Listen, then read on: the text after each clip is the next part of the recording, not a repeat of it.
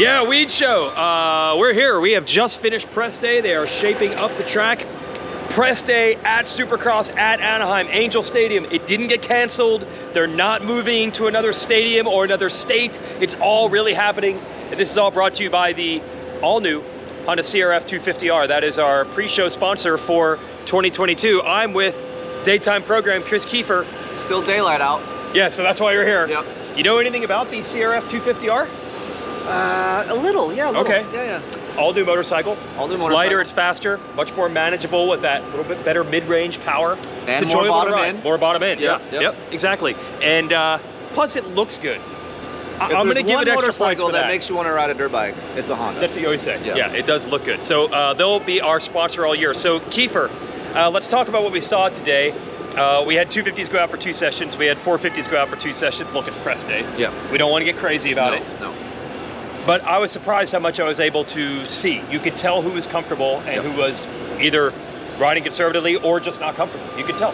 What I appreciate about Weege is that when we watch these practices and races, you don't talk. And I like that. Because I can actually see what's going on. I can study.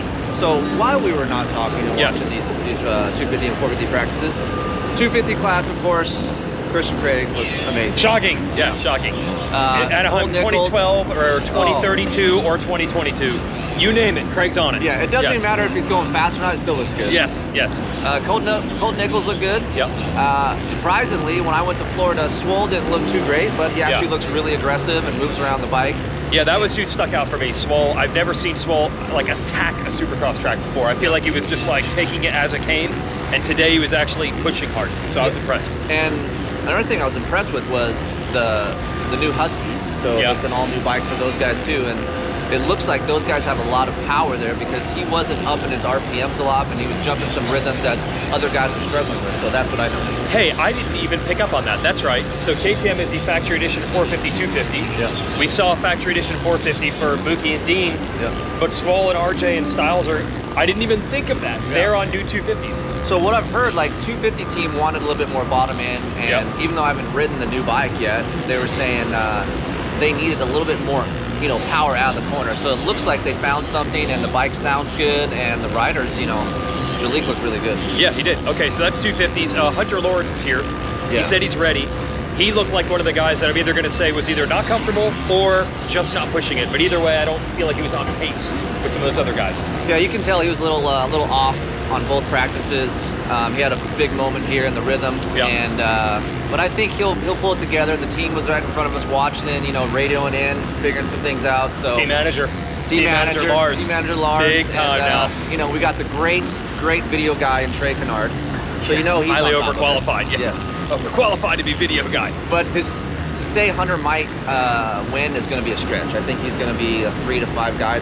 A1, but as long as he comes out of here healthy, I think we'll be okay. Now, are you saying that based on your general picks, or literally are you taking press day and using that to make a guess for results? I take press day a little bit. You honestly, do? Okay, yeah. Because you can tell the guys that don't have a lot of nerves are attacking the track. They're putting more than 1 lap together. They're putting 3, 4, 5 laps together, and looks like Hunter was still trying to piece together some things, so that's not comfortable yet. Yeah, we'll see how much changes. All right, I'm gonna go this way, so we'll have track in the background. All right, flip around. We're flipping it. That's what people want to see. It's just dozers out there, everybody. Hey, some of the best times you guys are out here watching Supercross is watching these guys work on the track. Really?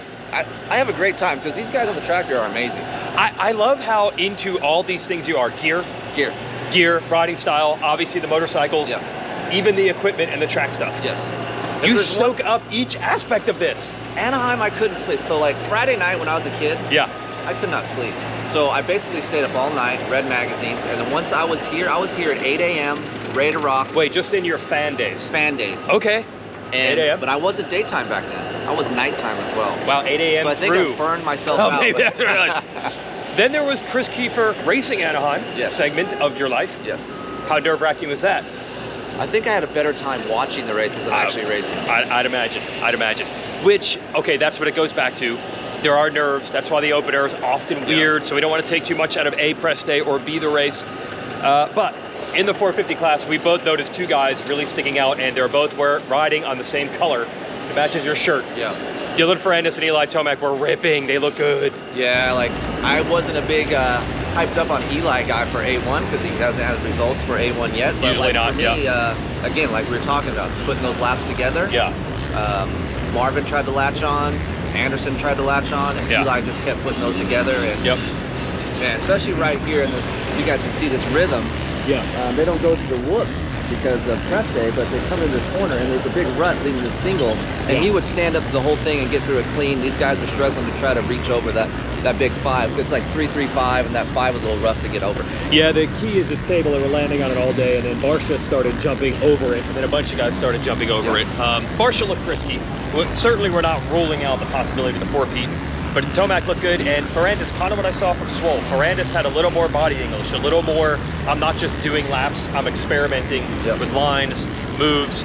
So I was impressed with Ferrandis too. Yeah, and I see a lot of guys too, they can, what's cool about watching practices, and that's some of my best times for Supercross. Well, that's why your daytime program, and you leave. Dissecting the track, you see, monkey do. The riders will see what riders are performing I guess the rhythms the best, and then just copy what they do, and there's a lot of that going on. Yeah, we even saw old school riders walking the track before and between the sessions.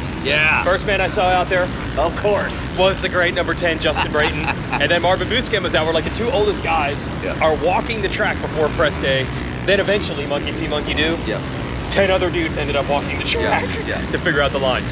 You get a French Bulldog, I get a French Bulldog.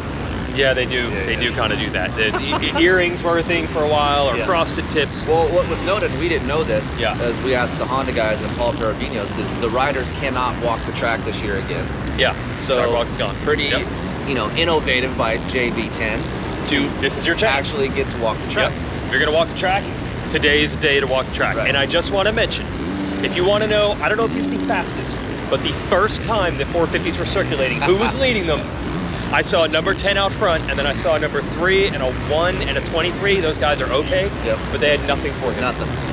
He had to lead the first lap. He did. He did. Chase Sexton's style doesn't even compare. The technique of the 10 was perfect. Let's give JB a real shout out though for how old he is. He looks really good on a motorcycle. 37. Looks really good. Yeah, okay. You scoring points today. Anything else stick out, Keefer, or are you good? Mookie. Mookie stood out a little bit. So he had a big moment here before the finish. But for the wrong reasons, he stuck out there. For Saturday night, for the fans here, there's a rhythm before the finish line that could be a quad.